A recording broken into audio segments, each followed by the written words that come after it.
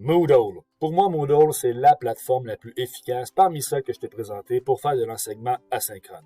La raison est simple, c'est que les possibilités d'outils que tu peux intégrer finalement à travers cette plateforme-là sont quand même assez volumineux. Okay? Donc, ça va très bien pour enseigner de manière asynchrone avec une plateforme comme Moodle. Tu dois comprendre également aussi que c'est une plateforme qui ne te permet pas de faire du synchrone, donc du en direct. Tu devras toujours faire affaire avec une autre plateforme. Donc ça, c'est bon pour déposer les travaux, faire des quiz, développer un forum et ainsi de suite, mais c'est peut-être un peu moins bon finalement pour la diffusion en direct en temps réel.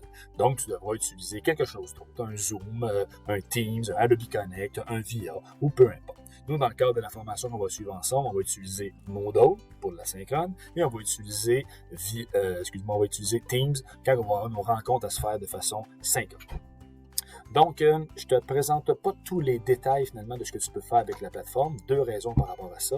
La première, c'est que si tu es déjà un étudiant, ce que tu es, de l'Université de Sherbrooke depuis un certain temps, tu connais la plateforme, tu as déjà consulté des travaux qui sont à travers ça, tu as déposé les travaux, donc tu as déjà une petite familiarisation avec ça. L'autre raison pour laquelle là, je ne te donne pas tous les détails, c'est que encore une fois, je t'ai mis dans Moodle finalement des procédures ainsi que différents tutoriels sur l'utilisation des différentes applications. Et de toute façon, nous, on va travailler avec cette application-là, cette plateforme-là, et puis on aura l'occasion de s'améliorer, de la peaufiner au fur et à mesure qu'on va avancer dans cette session-ci. Donc, je vais très rapidement te montrant simplement le mode édition. Donc, quand tu bâtis un cours sur Moodle, tu pourras avoir accès finalement au mode édition ici. Et là, je vais juste te montrer les différentes ressources que tu vas avoir. Tu vois, tu pourrais intégrer des quiz. Bon, tu pourrais faire affaire avec Adobe Connect pour enseigner de manière synchrone. Tu peux mettre des ateliers, des balados, des bases de données, tu as des choix de groupes. Donc, tu peux créer des groupes de discussion à même cette plateforme-là. Groupes de discussion dans le chat, on s'entend. OK, donc tu vois, tu en as quand même beaucoup, des devoirs, des glossaires, des jeux d'intégrer finalement, des jeux de mots croisés, des pendus, il y a un journal de bord et ainsi de suite. Donc, ça te permettra d'aller valider ça et finalement de pouvoir jouer un peu avec finalement ces différents éléments-là dans le cadre de ton cours.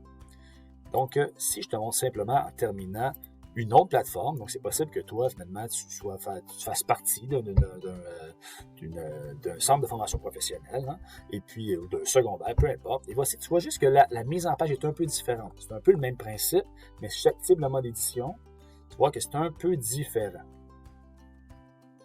OK, donc, regarde, mettons que je voudrais ici ajouter une activité, tu te rappelles tantôt, ben là, tu vois, il sera juste présenté de manière différente. Sensiblement, tu peux faire les mêmes choses, mais c'est juste que tu peux rajouter des éléments. Tu vois, tantôt, on avait Adobe Connect, ici, c'est Zoom qui avait été rajouté. OK? Donc, tu as les activités et tu as les ressources également.